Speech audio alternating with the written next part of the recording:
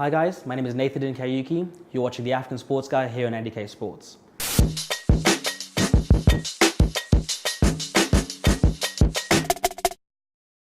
The World Cup is upon us. Kickoff in Moscow is coming soon. I want to talk about a few things to do with Africa and the World Cup. How does African football relate to this great spectacle? I want you to think back to 1974 for those of you old enough to remember it. And for those of you who aren't old enough to remember it, check it out on YouTube. Brazil is playing Zaire, and Brazil win a free kick about 20 yards out. And before the whistle goes, one of the Zaire defenders rushes out and clears the ball away. That was one of the darkest moments in African football for me, because it made African football a joke. The way they thought about us was that Africans didn't understand the rules. We didn't really know what was going on. But times have really changed. So today what I want to talk about is how African footballers are being exported and playing for other countries. So quick question, what does Zinedine Zidane, Paul Pogba and Danny Welbeck all have in common? They're all Africans who for whatever reason have chosen to play for a European nation. Pogba plays for France, Zidane was France's best player, and Welbeck, he does something for England. These are just a few examples of African players who've chosen to not play for their home countries. Welbeck doesn't play for Ghana, Zidane for Algeria, and Pogba's brothers even play for Guinea, but Paul himself has chosen to play for France.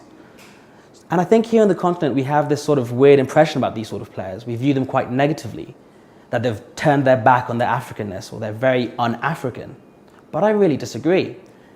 A lot of people try to view it as talent drain, but I try to view it as talent circulation.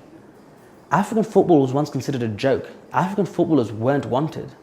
And in the 2018 World Cup, every single group will have at least one player of African descent. Even countries like Denmark have an African in them. African football is all the rage. Every country wants one, and most countries do have them now. Even countries you'd never suspect, like Denmark, and depending how you count him, Sweden has a player who, he's blonde and blue-eyed, but he got his start playing for Mathare United. You cannot tell me he isn't a Kenyan. He grew up here, he's one of us. I feel it's time we start viewing these players differently. Football can be a complicated business. They're not unpatriotic or un-African or sellouts for choosing to play for England, for France, for Belgium. They might genuinely feel some connection to Belgium or some connection to France. But I promise you, if you've ever gone to talk to Vincent Kompany or Romelu Lukaku, Paul Pogba, they are unashamedly African. Football can be a very complicated business. There are many reasons why they would choose to play for these sort of countries. Let's be honest, Paul Pogba is more likely to win the World Cup with France than Florentine Pogba is likely to win it with Guinea. The truth is, those European nations tend to be more successful.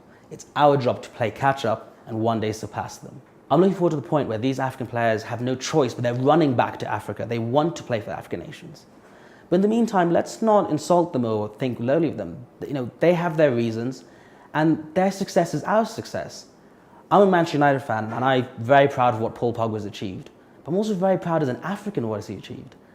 Think about it, a player from Guinea, a very small country in west of Africa, is one of the biggest names in global football.